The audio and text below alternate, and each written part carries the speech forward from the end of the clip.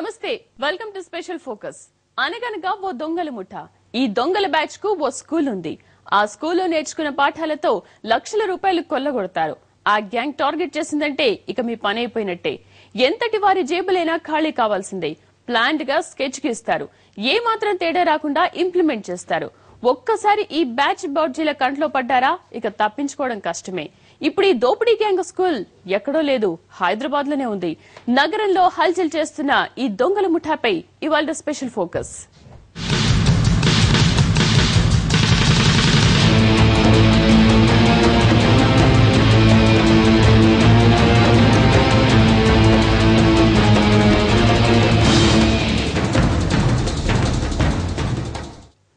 హైదరాబాద్ పోలీసులకు దోపిడీ దొంగలు పెను సవాలుగా మారారు. రెప్పపాటు కాలంలో అందిన కాడికి దోచిగెడుతూ అటు జనానికి ఇటు పోలీసులకు కంటి మీద కొనుకు లేకుండా చేస్తున్నారు దొంగలు. దీంతో ఘరానా దొంగల ఆట కట్టించడానికి పోలీసుల ప్రయత్నాలు చేస్తున్నా ప్రయోజనమేమీ లేదు. దీనికి కారణం ఒక్కటే, దొంగల స్కూల్. అదేంటో తెలియాలంటే లెట్స్ వాచ్ ద స్టోరీ.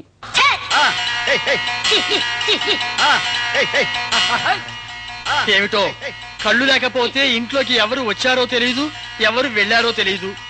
మొన్నటికి మొన్న ఆ పక్కింట్లో కళ్ళు లేని ముసలాయన్ని కాపలా పెట్టి ఆ భార్యాభర్తలిద్దరూ సినిమాకి వెళ్లారట. దొంగలు పడి వాడి కళ్ళెదుటే మొత్తం దోచుకుపోయారట. నీకు తెలుసుగా, జాగ్రత్తగా ఉండాలి.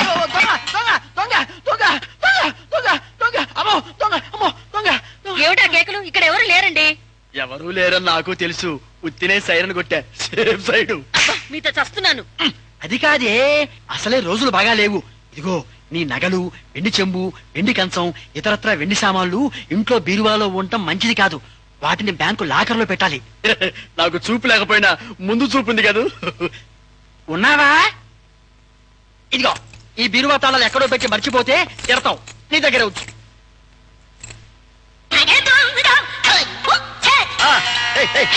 ఏమిటి ఉన్నావా?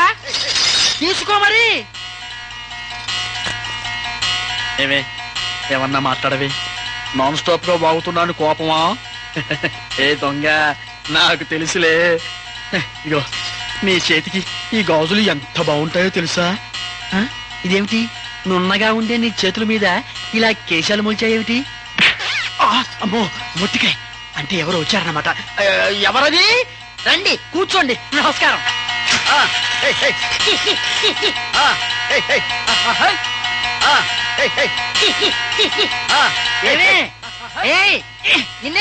ఎక్కడా ఎవరు వచ్చింది? ఎవరు మాట్లాడరే? ఇది సినిమాల్లో చూడ్డానికి చాలా బాగుంది. ఇలాగే నిజంగా దొంగలకు ట్రైనింగ్ ఇచ్చే స్కూల్ ఉంటే ఊహకే తట్టడం లేదు కదా. కామన్ గా ఎక్కడైనా దొంగతనాలు జరిగితే అమ్మో దొంగతనమా అని పెద్దగా అంటాం. కానీ దొంగతనాలు ఏమీ ఆషామాషీ కాదు. అసలు దొంగతనాలు చేయడం ఎలా, పోలీసుల నుంచి చాకచక్యంగా తప్పించుకోవడం ఎలా అనే దానిపై లెక్చర్లు ఇచ్చే దొంగల స్కూల్ ఉంది. కాకపోతే ఇదేమీ సినిమాల్లోలా బోర్డు పెట్టి క్లాసులు ఇవ్వరు. సీనియర్ దొంగల అనుభవ సారని జూనియర్లకు అప్రెంటిస్ పేరుతో నేర్పుతున్నారు. ఎక్కడంటారా?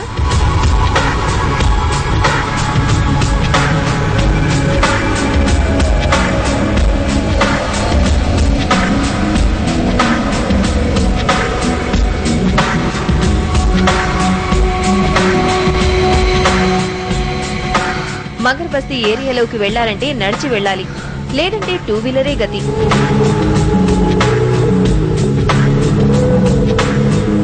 కాలనీ మధ్యలోనే మురికి కాలువ పారుతోంది. భారీ వర్షం వస్తే దానంతటా అదే శుభ్రమవుతోంది. ఇక్కడ వాళ్ళు చిన్న చిన్న పూరి గుడిసెల్లో ఉంటారు. ఇది ఆ ప్రాంతం నుంచి ఓ యాంగిల్ స్టోరీ. చూడటానికి వెనుకబడిన ప్రాంతమే కానీ ఇక్కడ స్పెషాలిటీనే వేరు. ఎవ్వరూ చేయలేని ఎన్నో ఘనకార్యాలు నేర్పిస్తారు.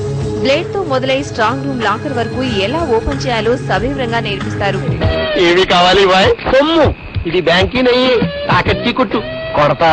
ముందు కొట్టు. ఏమి కొట్టాలి? సొమ్ములు. తాకెత్తి ఏమి పెడతాం? చాకులకి మేకులకి మాకి తాకెత్తి పెట్టుకోపోతే మేము దీన్ని మీకు గుండెల్లో పెట్టుకుంటాం. మరి ఇట్లా కాదు, పెట్రోమాస్ ఇట్లా తొక్కలో కుస లేకుండా ఇది అక్కడ పెట్టే. అరే బాయ్, ఇది ఉంగరం నీకు బాగుంటది రే. నై నై, ఇది రింగ్ నీకు బాగుంటది. ఏది? ఇది రింగ్ లో నీది ఫింగర్ పెట్టు. అది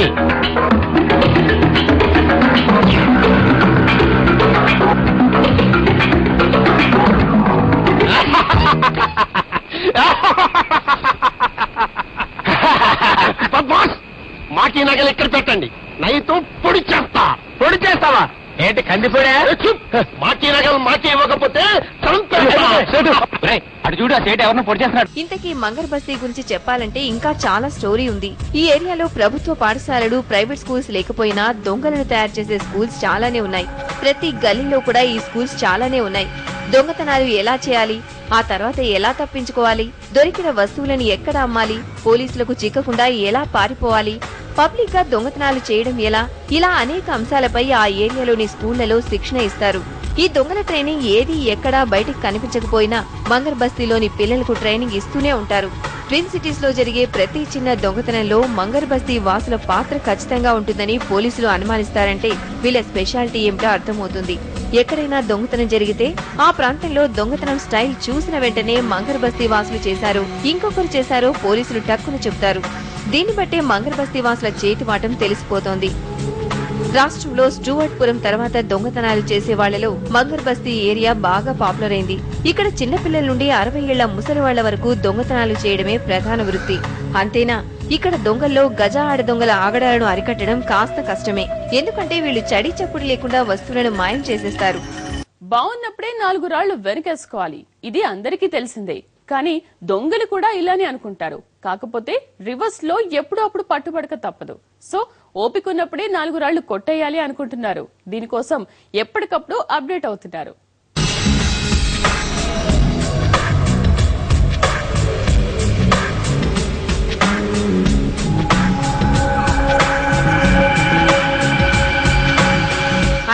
కళల్లో మంగర్ బస్తీ వాళ్లు చోర కళలో నెంబర్ 1. ఎవరి ప్రభావమో ఏమో కానీ దోచుకోవడంలో వీళ్లను మించినోళ్లు రాష్ట్రంలో ఇంకొకరు లేరు. స్టూవర్ట్పురం దొంగతనాలు కాస్త తగ్గితే ఇప్పుడు మంగర్ బస్తీదే హవా. ఇప్పుడు సిటీ బస్సులో ప్రయాణం అంటేనే ప్రయాణికులకు వణుకు పుడుతోంది. బస్సు ఎక్కినప్పటి నుంచి ఇంటికి వచ్చే వరకు మనసులో ఉండట్లేదు. ఎటు నుంచి ఏ దొంగ ఏమి కాజేస్తాడోనని భయపడుతున్నారు. ప్రయాణికులనే లక్ష్యంగా చేసుకుని రైల్వే స్టేషన్లు, బస్టాండ్లలో మంగర్ బస్తీ గ్యాంగ్లు సంచరిస్తున్నాయి. దొంగతనాలు చేయడంలో శిక్షణ పొందిన బ్యాచ్లు ఏం జరుగుతుందో తెలియకుండానే పర్సు కొట్టేస్తారు. నడి రోడ్డుపై నడుచుకుంటూ వెళ్తుంటే ఒంటిపై ఆభరణాలు దోచుకెళ్తారు. జేబు నిండుగా ఉందంటే చాలు, ఖాళీ చేసే వరకు వదిలిపెట్టరు. పెళ్లి మండపం మీద చదివింపులు చదువుతున్న చాలా కష్టమైపోద్ది. అందరూ ఇక్కడికి వచ్చి చదివించుకోండి, రండి. పెళ్లి కూతురికి గుమ్మడి అంజలీదేవి 116. ఆహా, మంచి పోని. గుమ్మడి అంజలీదేవి గారు 116లో వెళ్ళమ్మా. కోడ శ్రీనివాసరావు పెళ్లి కొడుక్కి 1116. Note this point. శ్రీ కూడా రాసుకోండి, వెళ్ళండి. శీలా మల్లికార్జునరావు పెళ్లి కుమార్తెకి పెళ్లి కూతురు చదివించే వాళ్ళతో ఈ పక్కకి రండి బాబు, రండి రండి రండి. మీకెందుకు బాబు గారు ఈ శ్రమంతా? ఈ పల్లెలు మేము చూసుకుంటాం కదా, మీరు వెళ్ళి శుభ్రంగా భోజనం చేయండి. ఇందులో శ్రమే ఉంది బాబు గారు, మేము సుష్టిగా భోజనం వచ్చాం. మీరు వెళ్ళి ఆకలి రండి బాబు, రండి రండి బాబు. మల్లాది వీరేంద్రనాథ్ వెండి పళ్ళెం. మల్లాది వీరేంద్రనాథ్ వెండి పళ్ళెం ఒకటి రాసుకో. అదవయ్యా. Sheela Mallikarjunarao steel carriage. Sheela Mallikarjunarao steel carriage ఒకటి రాసుకో. శోభమస్తు. అయ్యా, ఇక వరుసగా చదివింపులు కానివచ్చు. చదివింపులా? ఇందాకే చదివించేసింగా. చదివించారు ఎవరికి? అదిగో వాళ్ళకే. వాళ్ళు ఎదుటి వాళ్ళని దోచుకెళ్లడంలో మంగర్ బస్తీ గ్యాంగ్ మెంబర్స్ సిద్ధహస్తులు. ఎందుకంటే ఎవరైనా టార్గెట్ చేశారంటే మిగిలిన ముఠా సభ్యులు వారిని చుట్టుముడతారు.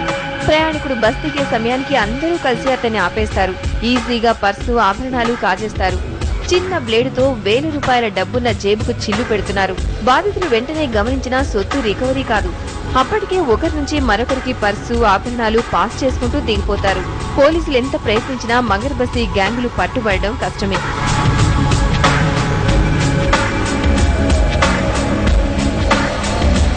సాయంత్రానికి మంగర్ బస్తీ నిర్మానుష్యమే. మంగర్ బస్తీ వాళ్లు చోరీ చేయాలనుకుంటున్న ఏరియాకు బయలుదేరుతారు. దీన్ని ముందుగా ప్లాన్ చేస్తారు. అయితే వీళ్లంతా ఒకే ప్రాంతానికి వెళ్లరు. సిటీలో ఉన్న వేర్వేరు ప్రాంతాల్లోకి వెళ్తారు. అక్కడికి వెళ్లిన తర్వాత ఒక్కొక్క గ్రూప్ లో కనీసం 5 టీం మెంబర్స్ ఉంటారు. తాము దోచుకోవాల్సిన ప్లేస్ ను ముందుగానే టార్గెట్ చేసుకుంటారు. ప్రతి ప్రాంతంలో ఓ స్టైల్ గా దోచేస్తారు. అడ్డొస్తే అంతు చూడ్డానికి కూడా ఈ బ్యాచ్లు వెనకాడవు. ఎవరైనా ఎదురు తిరిగితే చేతిలో ఉన్న బ్లేడ్ తో లేదా కత్తితో గాయపరిచి పారిపోతారు.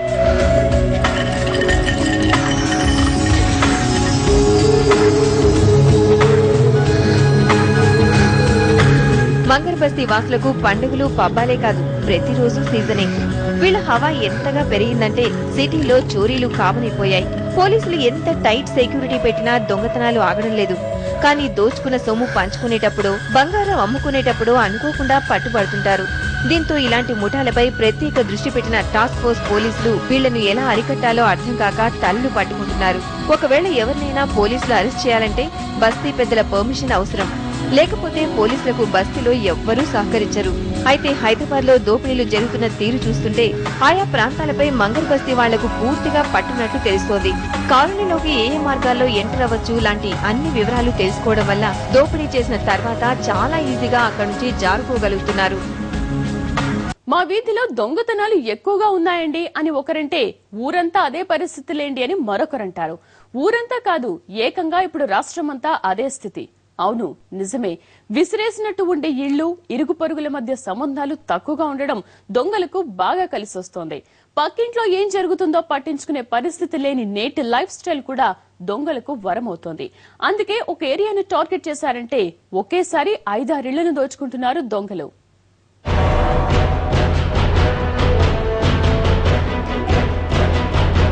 చూసారా వీళ్ల చేతివాటం? మనసుండాలే కాని మార్గం ఉండదా చెప్పండి. దొంగతనం చేయాలి అనిపించాలే కాని కాస్త దృష్టి పెడితే చాలు ఎలా కన్నం వేయాలన్న దానికి ఖతర్నాక్ ప్లాన్ రెడీ చేస్తారు ఈ పిల్ల దొంగలు. పక్కవాడి నుంచి పర్సును ఏమీ తెలియదన్నట్టు ఇట్టే చోరీ చేసేస్తారు. అంతే మరి, ఇలాంటి వాళ్లకు ఇది వెన్నతో పెట్టిన విద్య మరి.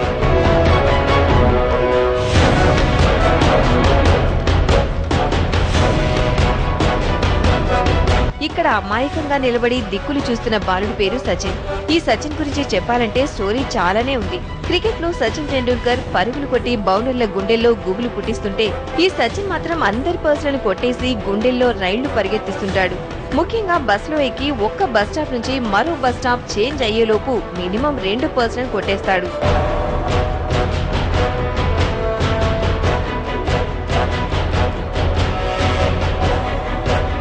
సచిన్ ఒక్కడే ఉండడు. సచిన్ ఒక గ్యాంగ్ ను మెయింటైన్ చేస్తాడు. 11 ఏళ్లకే సచిన్ ఓ గ్యాంగ్ కు లీడర్ అయ్యాడు. దొంగతనాలు చేయడానికి సచిన్ కు 3 పిల్లలు హెల్ప్ చేస్తుంటారు. వీళ్లంతా కూడా సచిన్ తోటి ఏజ్ వాళ్లే. మంగళ బస్తీ నుంచి సచిన్ గ్యాంగ్ తాము దోచుకోవాల్సిన ఏరియాకు చేరుకుంటారు. అక్కడ రద్దీగా ఉండే బస్ ను సచిన్ గ్యాంగ్ ఎంచుకుంటారు. చిన్నవాళ్లు కావడంతో సచిన్ తో పాటు ఉండే ఇద్దరు లోపలికి ఈజీగా వెళ్తారు. బస్సును దిగే హడావుడిలో ఉండే ప్రయాణికులను సెలెక్ట్ చేసుకుని పర్స్ ను సచిన్ దొంగిలిస్తాడు. తర్వాత దానిని తన వెనకాలే ఉండే మరో బుడతడికి పర్స్ ను అందజేస్తాడు. అప్పటికి ఫుట్పాత్ మీద ఉండే మరొక బుడతడు పర్స్ ను తీసుకుని దిగిపోతాడు.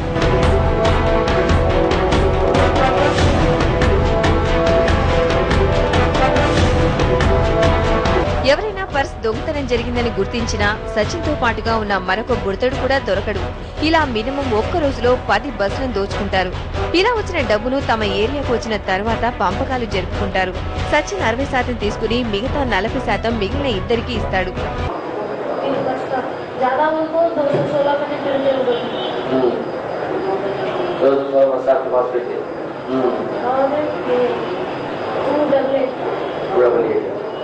సచిన్ లాంటి గ్యాంగ్లు మంగళ బస్తీలో చాలానే ఉన్నాయి.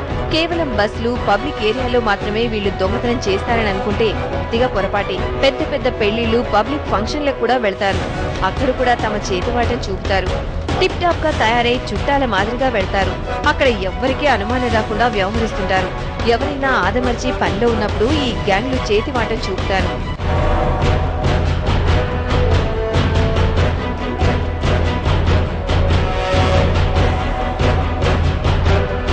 హైదరాబాద్ నగర శివారు ప్రాంతాల్లో దోపిడీ దొంగలు పోలీసులకు పెద్ద సవాల్ విసురుతున్నారు. నిత్యం ఏదో ఒక కాలనీలో దొంగతనం జరుగుతోంది. ఒంటరిగా ఇంట్లో ఉండటానికి కూడా నగరవాసులు భయపడుతున్నారు. పట్టపగలే ఇళ్లలోకి దూరి దాడులు చేయడం, ఉన్నది దోచుకెళ్లడం, అడ్డొస్తే చంపేయడం వంటి ఘటనలు తరచూ జరుగుతున్నాయి. హైదరాబాద్ మహానగరంలో మహామాయగాళ్లు ఎక్కువయ్యారు. ఏ మాత్రం అజాగ్రత్తగా ఉన్నా ఏదో ఒక వంకతో ఇళ్లలోకి దూరి మరీ దొంగతనాలకు పాల్పడుతున్నారు దోపిడీ ముఠాలు. మరోవైపు రోజులు కూడా బాగోలేవు. ఏ మాత్రం నిర్లక్ష్యంగా ఉన్నా ఎప్పుడో ఒకసారి దొంగల బారిన పడక తప్పదు. పోలీసులే కాపాడాలని ఎదురు చూడకుండా ఎవరి జాగ్రత్తలో వారుండడం మంచిది. ruchulu.com Making of Andhra recipes.